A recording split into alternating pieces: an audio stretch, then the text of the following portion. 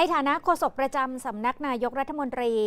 พลโทสรรเสริญแก้วกำเนิดยอมรับว่าที่ประชุมครม.เมื่อ 18 เมษายนให้ความเห็นชอบโครงการจัดซื้อเรือดำน้ำชั้นหยวนคลาส S 26 ทีจากจีนแล้ว 1 ลำ วงเงิน 13,500 ล้านบาทค่ะ เป็นการจัดซื้อแบบรัฐต่อรัฐผูกพันงบประมาณของกองทัพเรือ 7 ปี ตามแผนยุทธศาสตร์ป้องกันประเทศของกองทัพเรือเพื่อเพิ่มศักยภาพการป้องกันผลประโยชน์แห่งชาติทางทะเลส่วนที่ไม่ได้ชี้แจงก่อนหน้านี้ด้วยเหตุผลด้านความมั่นคงไม่ได้ต้องการปิดบัง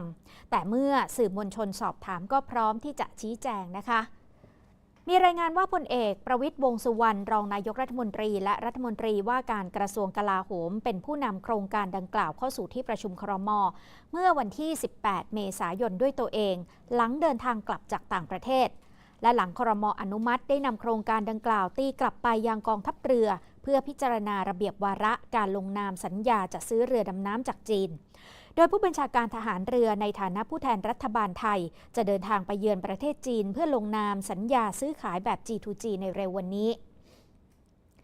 เดิมทีกองทัพเรือมีความต้องการซื้อเรือดำน้ำ3 ลำนะคะแต่ด้วยข้อจำกัดด้านงบประมาณจึงขออนุมัติเบื้องต้น1 ลำและหลังผ่านขั้นตอนการจัดซื้อจะใช้เวลาต่อเรือประมาณ6 ปี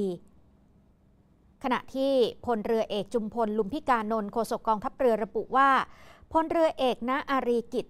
ขออภัยค่ะอารีนิตผู้บัญชาการทหารเรือยังไม่ได้มีข้อสั่งการอะไรเป็นพิเศษเรื่องนี้และยังไม่มีกำหนดการเดินทางไปยังจีนซึ่งในรายละเอียดการจัดซื้อยังไม่ทราบว่าจะเป็นฝ่ายจีนเดินทางมาไทยหรือกองทัพเรือจะต้องเดินทางไปที่ประเทศจีนค่ะ